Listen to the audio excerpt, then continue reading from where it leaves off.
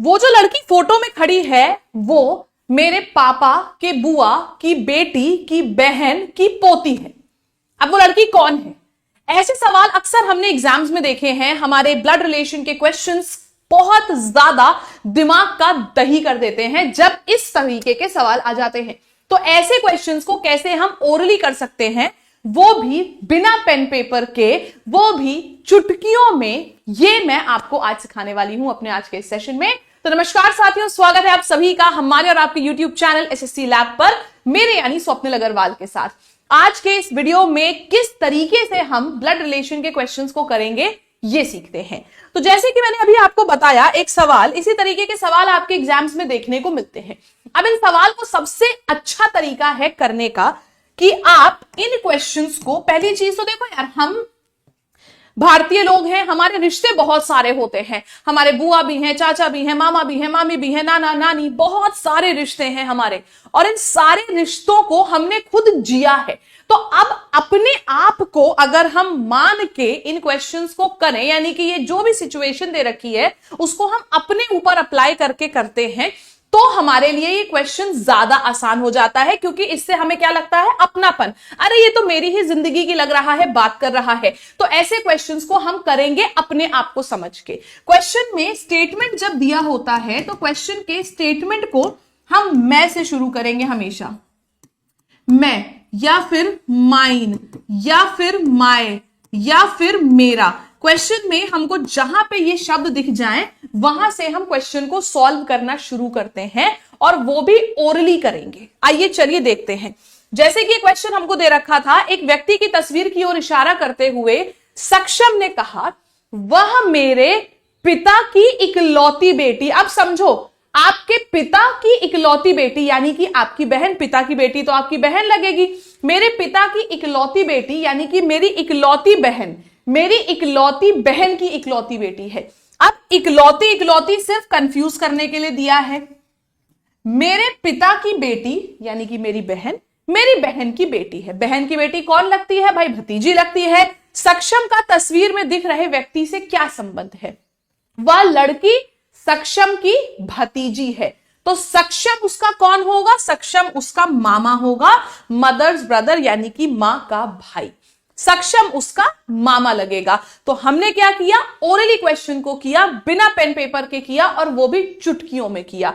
Option number B. कैसे किया? सिर्फ जहां से स्पीकर या जो वक्ता है, जो बोल रहा है, वहां से हमने उठाया। अपने बारे में जब से उसने बोलना शुरू किया, उसने कहा वह मेरे पिता, तो वहां से हमने उठा लिया क्वेश्चन को और आंसर निकाल लिया। Option number B.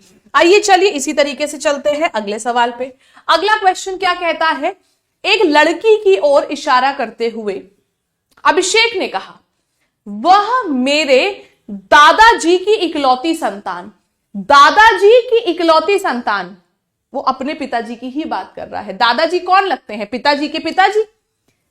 पिताजी के पिताजी होते हैं दादाजी। तो उसने क्या बोला? दादाजी की इकलौती संतान यानी कि उनके खुद के पिताजी, पिताजी की बेटी है। पिताजी की बेटी कौन लगती है? बहन लगती है। लड़की अभिषेक से किस प्रकार संबंधित है? वो लड़की अभिषेक के पिताजी की बेटी यानी कि उसकी बहन लगेगी। ऑप्शन नंबर डी सिस्टर हो जाएगा सवाल का सही जवाब। यहां पे उसकी बहन लगेगी। ऑप्शन नंबर डी सिस्टर होगा क्वेश्चन का सही आंसर। चलिए जी अगले सवाल पे चलते हैं। अगला क्वेश्चन देखेंगे। अगले क्वेश्चन में फिर से कहा गया, एक लड़की की तस्वीर की ओर इशारा करते हुए लक्ष्मी ने कहा, वह मेरे पिता की बहन। पिता की बहन, बस इतना बोला है ना। अब सोचो पिता की बहन कौन होती है? पिता की बहन होती है बुआ जी, जो कुछ घरों में तो बहुत अच्छी होती है, कुछ घरों में बड़ी कलेशी होती है। खैर हमें क्या, आगे बढ़ते हैं। वह मेरे पिता की बहन। पिता की बहन कौन बेटा? बुआ की बात कर रहा है। बुआ के पति, बुआ के पति कौन? फूफा जी, जिनका हर फंक्शन में वो फूला रहता है। खैर, वह मेरे बुआ के पति यानी कि फूफा जी तक अभी तक हम पहुंचे हैं। फूफा जी की बेटी यानी कि देखो, बुआ की बेटी कौन लगती? कजन लगती है। बेटी का भाई है, बेटी का भाई यानी कि कजन। ये उसने बताया मेरी बुआ का बेटा है, बेटी का भाई है यानी कि बुआ का बेटा है। तस्वीर में दिख रहा लड़का लक्ष्मी से किस प्रकार संबंधित है? वो लड़का उसकी बुआ का बेटा है। बुआ का, चाचा का, मामा का मौसी का, किसी का भी बेटा या बेटी जो होता है वो आपका कजन होता है, सबसे पक्का दोस्त आपका। तो यहां पे क्या हो जाएगा, कजन। अब कजन तो ऑप्शन में दिया नहीं हुआ था, तो ऑप्शन थोड़े से कंफ्यूजिंग थे। क्या वो उसका फादर है? नहीं। क्या वो उसकी पिता की बहन का पति है? नहीं। पिता की बहन का बेटा है, पिता की बहन यानी कि बुआ का बेटा, ऑप्शन नंबर सी। तो कभी कभी हमको क्वेश्चन ऑप्शन में कंफ्यूज करने की कोशिश करेगा इस प्रकार से, लेकिन हमें कंफ्यूज होना नहीं है। ऑप्शन नंबर सी होगा सवाल का सही जवाब। चलिए अगले सवाल पे चलते हैं, अगला क्वेश्चन देख के आंसर करेंगे। अब यहां पे आप थोड़ा सा कंफ्यूज हो सकते हो। यहां पे क्वेश्चन में कहा गया, मंच पर एक महिला की ओर इशारा करते हुए नूर ने कहा, नूर ने क्या कहा, वह मेरे पिता की पत्नी। पिता की पत्नी कौन? अरे मम्मी। अगर मम्मी ने सुन लिया ना कि हम उनको पिता की पत्नी कहते हैं तो फ्लाइंग चप्पल रिसीव होगी। खैर, वह मेरे पिता की पत्नी यानी कि मम्मी की बात कर रहा है, मम्मी के दामाद की पत्नी है। अब समझो, दो सिचुएशन हो सकती है। नूर ने क्या कहा, वह मेरी मम्मी के दामाद। मम्मी का दामाद कौन लगेगा? दामाद या तो नूर का पति लगेगा, या तो नूर की एक कोई बहन होगी उसका पति होगा। तो यहां पे क्या पूछा गया था, महिला का नूर से क्या संबंध है? वह महिला जिसकी बात हो रही है, या तो नूर खुद अपनी बात कर रही है, ठीक है। अगर हम मानते हैं कि नूर अपने माँ बाप की इकलौती बेटी है तो वो अपनी ही बात कर रही है, तभी तो बोला मेरी मम्मी का दामाद की पत्नी। मम्मी का दामाद यानी कि नूर का हस्बैंड, उसकी वाइफ नूर खुद। या तो दूसरा चॉइस हो सकती है कि नूर की एक और बहन है। तो यहां पे अगर ऑप्शन में हरसेल्फ, खुद, स्वयं, ऐसा कोई ऑप्शन होगा तो हम उसको भी मार्क कर सकते हैं, या फिर सिस्टर होगा तो उसको भी कर सकते हैं। ऑप्शन में मदर, डॉटर और सिस्टर इन लॉ था, तो सिस्टर होगा सवाल का सही जवाब। नूर की एक बहन है जिसके पति की बात हो रही थी यहां पे, और उसी की यहां पे आंसर हमने निकाला। तो यहां पे दो आंसर्स हो सकते थे। चलिए चलते हैं अगले सवाल पे। अगला क्वेश्चन क्या कहता है, एक महिला की ओर इशारा करते हुए रीना ने कहा, वह मेरे ससुर की इकलौती बेटी। ससुर की बेटी कौन? नंद। मेरे ससुर की इकलौती बेटी यानी कि नंद है, तो सिस्टर इन लॉ हो जाएगा सवाल का सही जवाब। यहां पे भाभी नहीं, यहां पे नंद होगा, ननद या नंद जो भी बोलते हैं आप लोग। Option number B sister in law होगा सवाल का सही जवाब। सिस्टर इन लॉ हो गया क्वेश्चन का सही आंसर। तो इस तरीके के हमने क्वेश्चंस को देखा। आइए एक और सवाल देखते हैं। सवाल कहता है, आरती की ओर इशारा करते हुए सुकन्या ने कहा, वह मेरे पति की सास। पति की सास कौन? वो अपनी मां की बात कर रही है। मेरे पति की जो सास है वो तो मेरी मां होंगी ना। पति की सास यानी कि मां, मां के पति यानी कि पापा, पापा की बेटी है आरती, पापा की बेटी है भाई उसके। आरती का सुकन्या से कैसे रिलेशन है? बहन का, सिस्टर का। ऑप्शन नंबर डी सिस्टर हो जाएगा सवाल का सही जवाब।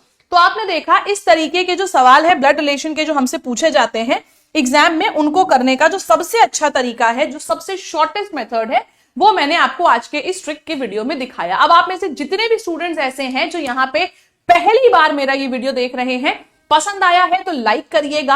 अगर नए हैं चैनल पर तो सब्सक्राइब तुरंत कर लीजिए, क्योंकि इस तरीके के ट्रिक वीडियोस लेके मैं हर दिन आप लोगों के साथ मौजूद यहाँ पे होती हूं।